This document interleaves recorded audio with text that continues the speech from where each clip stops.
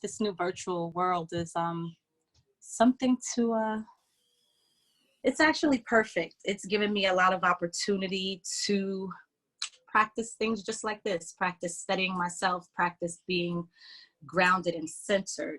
So two things, I'll just back up in the description really quickly. So it is a yoniologist, not a yogiologist. So a yoniologist, and those are V-steams, not V-streams. And what it is it is a holistic practice that has been around for many, many, many, many, many, many generations. Our ancestors actually, and this is in many places in Asia, in Europe, in Africa, the ancestors always used this method of healing. And it was originally, what it's for is to close up the womb after giving birth. And it's a practice that has been done for a really long time. But what has come up and been discovered over the years is that it doesn't only serve that purpose, it also serves the purpose of a ritual type of action.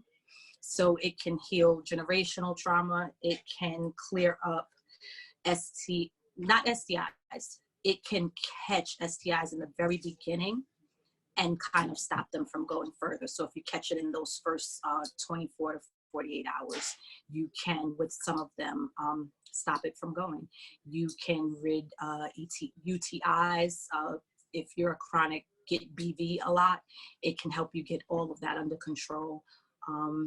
It helps with vaginal tightness, overall health of the vag. And so yes, I am a healer who started on my journey from jewelry. I believe that the attraction and carrying of the crystals and getting in tuned with the crystals then shifted me into an area outside of the fact that I just had gotten to a point in my life where I was not satisfied with where I was internally. So I started doing work there, and that was I started the jewelry in 2009, and that was in 2014 that I started working with the Be the Tree program. And that was as a participant first, and then have stuck with them loosely and then now tightly. Reiki practitioner. I am certified Holy Usui Reiki 1 and 2, and I will be certifying this summer for the master level. And basically, I also read tarot cards, and all of these things that I do, they're tools that I use to be my purpose. Being my purpose is what keeps me happy. It keeps me, as long as I'm doing something with my purpose at every second, every giving moment, I feel at ease, whether things are going smoothly or not.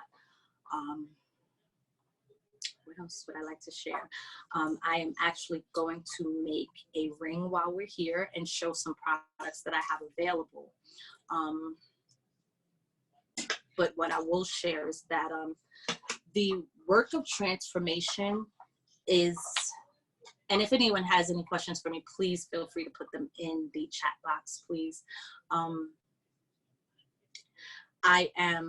The work of transformation work is something that's not really easy, but it's something that is so needed and detrimental to ourselves, but not only ourselves, our communities. This time frame that we're in, we're looking for changes, we're looking for shifts, and for people to see us differently. In that same process, we also have to see us differently. We cannot continue to go on with the generational patterns that we have, which are unfortunate effects or after effects of going through all that we went through for the 400 plus years.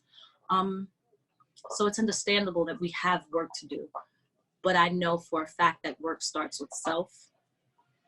And when you do the work for self, it then extends out into your loved ones, your family, and then so on and so forth. So that's why this work is so important to me. And being here today was, it's an honor. Number one, getting to do the ancestral ceremony earlier this morning. It just, for many different reasons, it really just made me feel great on the inside.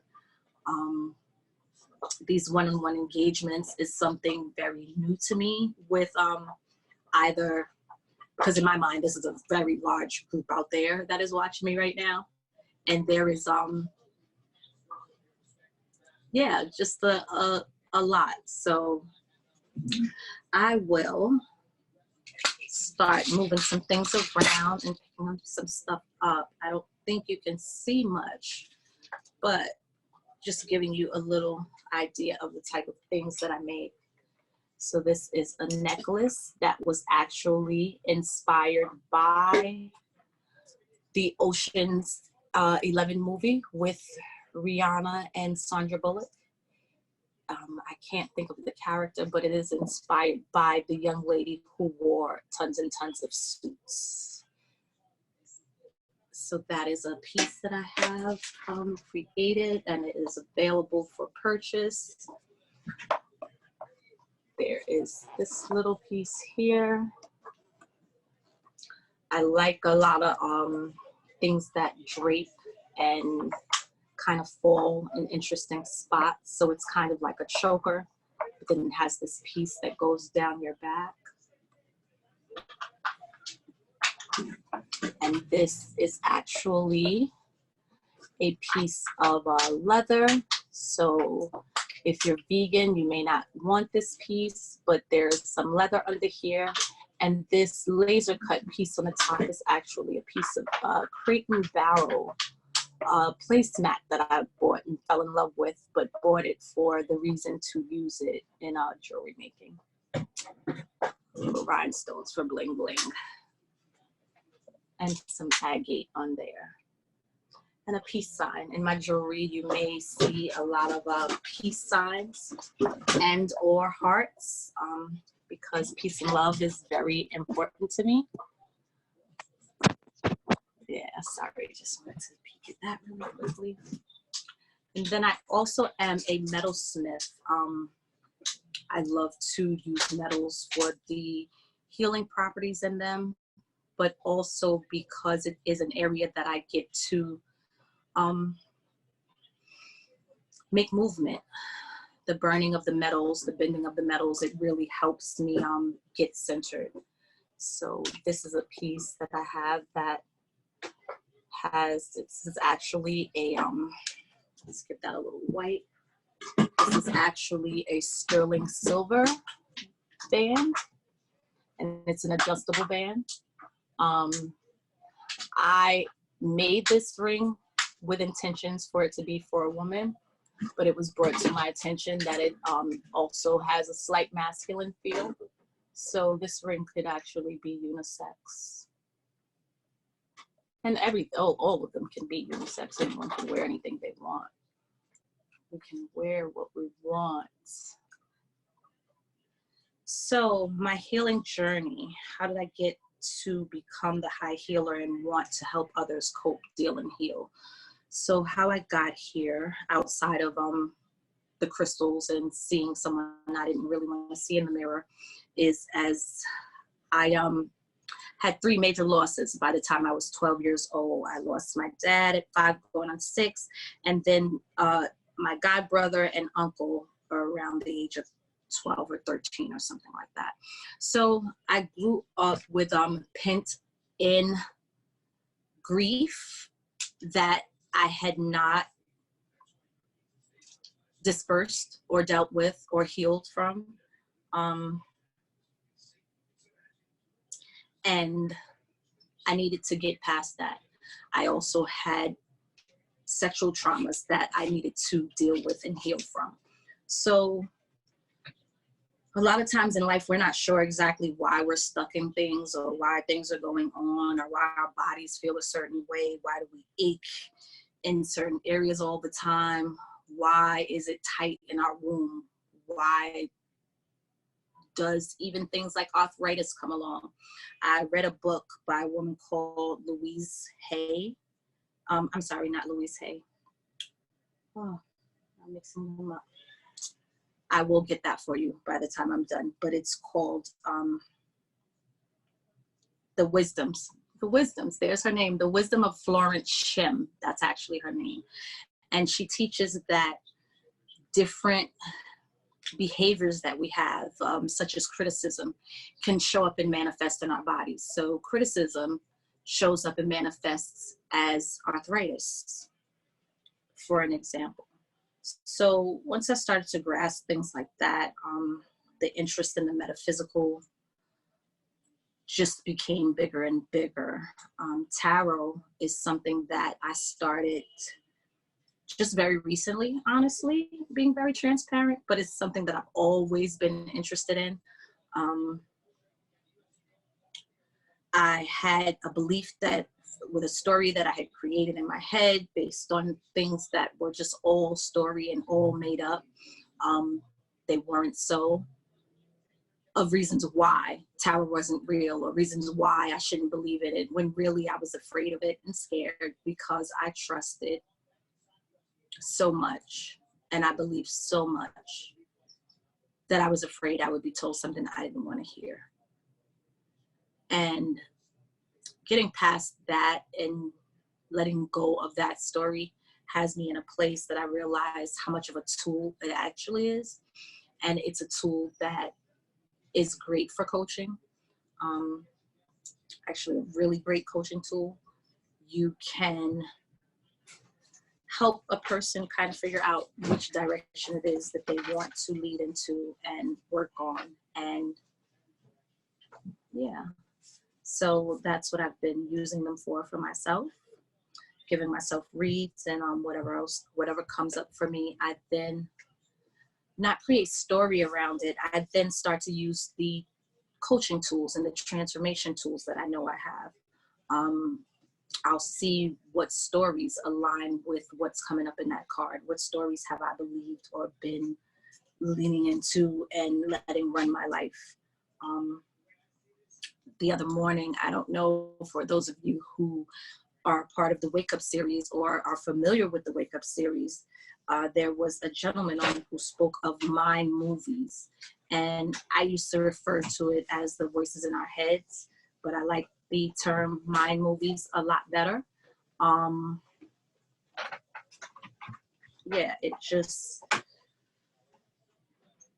lets, it's more, I'm sorry, a little distracted. I have people in my home going back and forth. You know, this whole virtual world is kind of hard to get, exactly right on time, so perfect, because I can feel myself starting to roll my eyes, and I'm like, okay, let me let my people know exactly why I'm rolling my eyes, because yeah, you let people know that you have things going on, but they also have life going on, so life still keeps moving and they're still going in and out, and it's really nothing we can do about it, but just roll with it and be flexible and catch ourselves and check our attitudes when we're in that space of going to a place where, like, I know for a fact, my face tells every emotion I feel. So I could feel myself being annoyed with the back and forth. So I knew already that I was rolling my eyes. Let me clean that up. Let me let the people know what exactly is happening, because it's definitely a thing. When we go through everything, something happens inside of our bodies that sometimes projects to the outside, but also in that moment, my heart was starting to stop because, you know, you want to be like, no, I told you. I told y'all. Just no respect. But yeah, all right, so I have shined this ring up, and let's go back to showing some pieces. So this is a shark's tooth with a sterling silver band, a Herkimer diamond sitting on the top, and some little sterling silver and brass little dots over here. And this is one of my favorite things that I've made since I picked up my metal smithing skills. And this is another piece. It's kind of a very organic looking piece. It is copper wire with silver melted on. And that is a size 7. It's a size 7. All right, and then I have these 2 little babies over here. They are made from, my hands have the polishing stuff now. They are made from brass wire. Just some brass wire, very simple little creation I was playing with, trying to see if I could create something.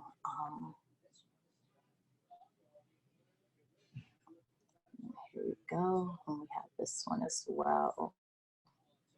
And these rings, let's see what size they are. This one is a 7.5.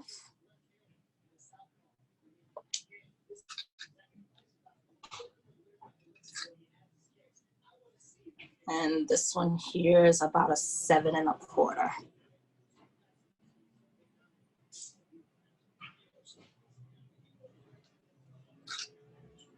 All right, what else do I have going on here? So we have some bracelets. It's one of my first pieces that I soldered together.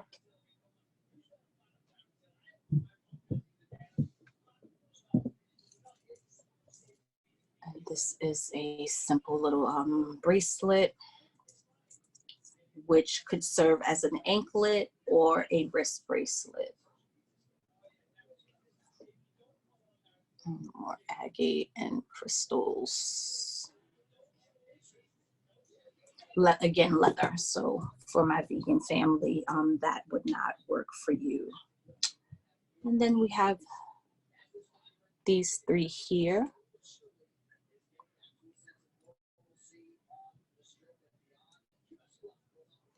And this one here is adjustable, as well as the middle one. And this one here is actually brass, and it does have a little sterling silver melted on it. I call this one peas in a pod.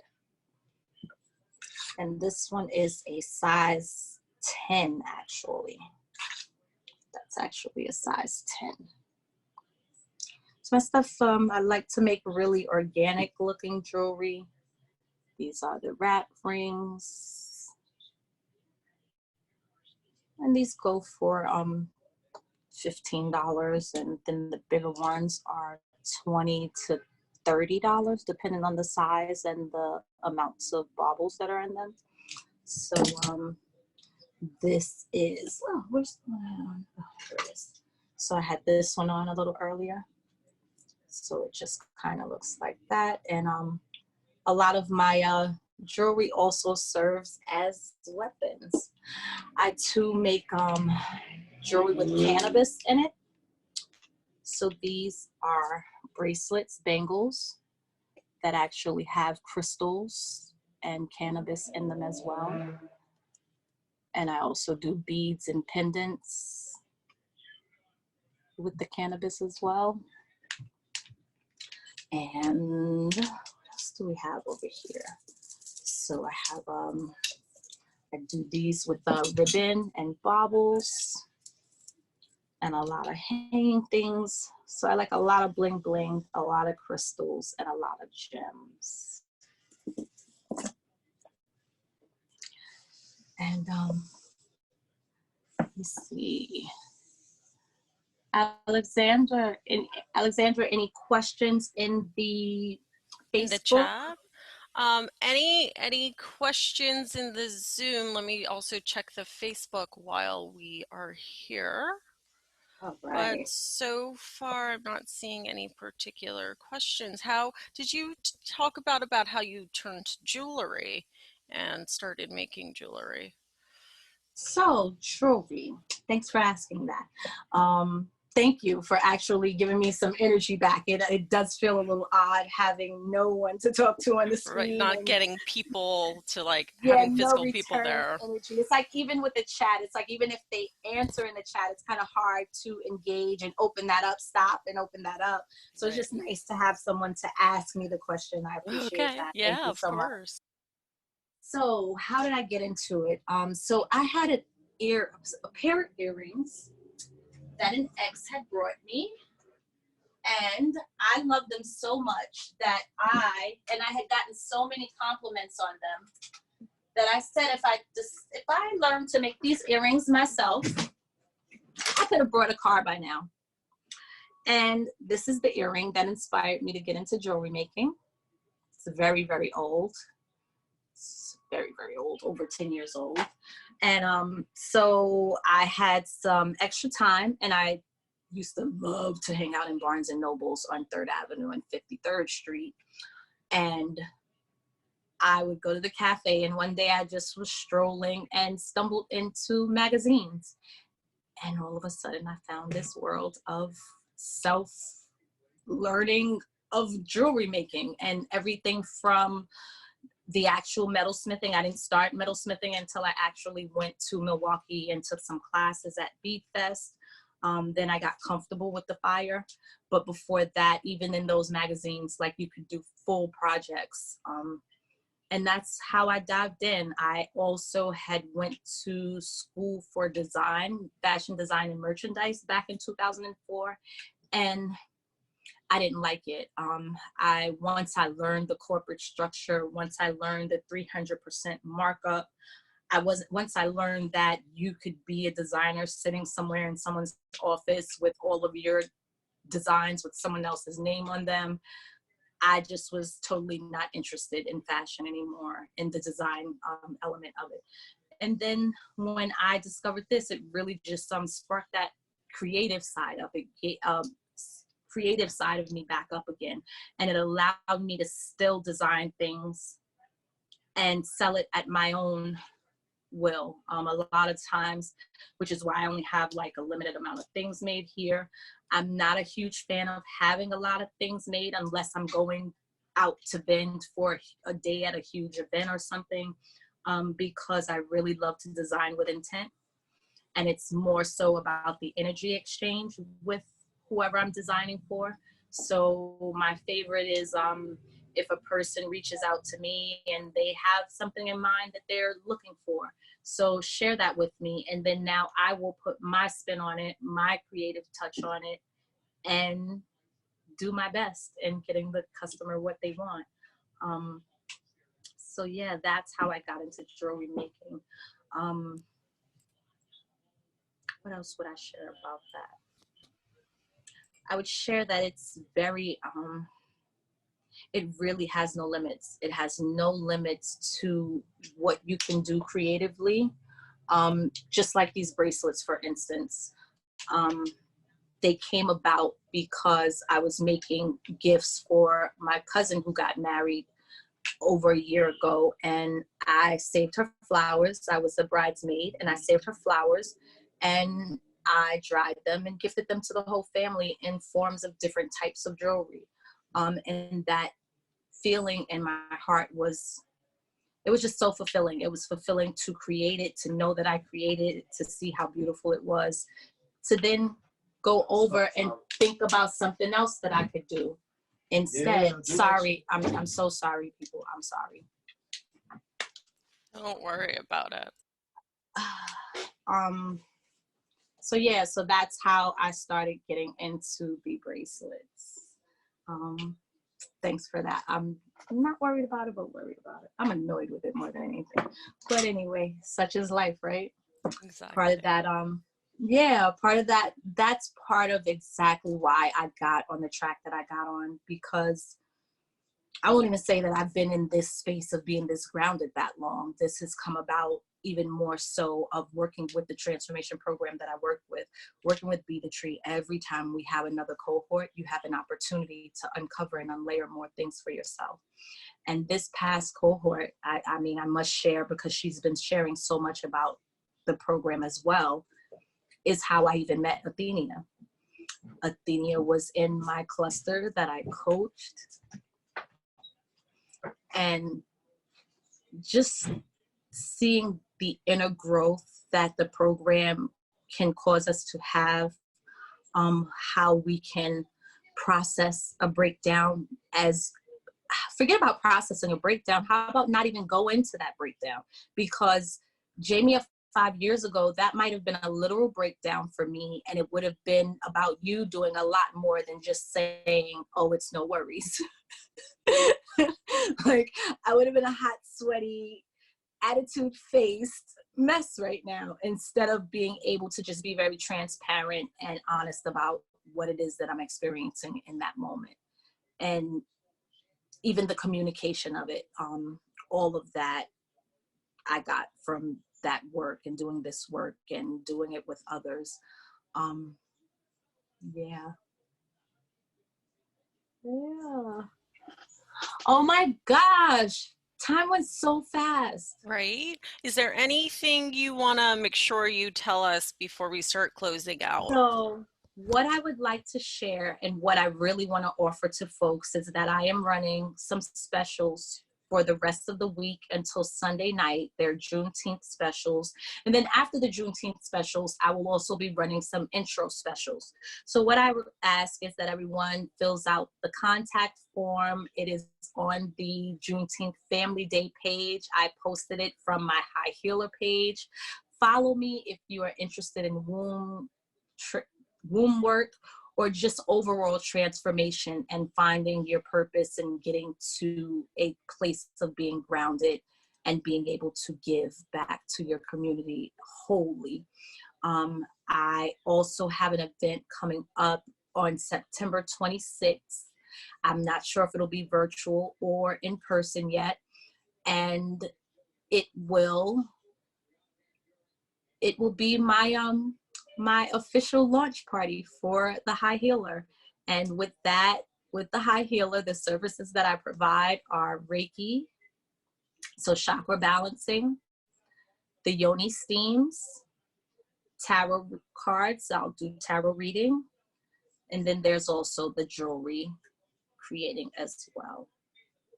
So I look forward to, one more thing that I did want to share with you guys. So for my healers out there who do healing work, I also make these pendulums that this one actually can be a bracelet and a pendulum. So this is kind of like a multi-purpose. So it has this here, and then a chain, and then it has a crystal point, which is an all-white crystal point. So things like this. And so for my healers, some tools for you as well. And I'm so complete. I am so grateful and so thankful to have this time here with you guys today. Thank you, Alexandra, for your moderating and for your just handling everything behind the scenes today. If no one else has said thank you yet, I thank you for us all. No, thank you. It's a pleasure to be here and to interact with all of you and to learn your stories and products, and it's so great. So thank you. If anyone's interested in purchasing your jewelry, how should they get in touch with you? So, I don't know if you noticed I'm spinning around because I forgot to mention that I also make body jewelry as well. So where they can find me on the Instagram page, and from Instagram it'll take you to a link, like there's something where you could find links for anything and everything, all High Healer. And you can also follow me at the High Healer as well, and those are both on Instagram. Wonderful. Thank you so much. And can you just give us, just as we close out, just a vague idea of the different jewelry pieces, how much they would cost, and so those logistics? So I make basically almost anything and everything. I will attempt at everything.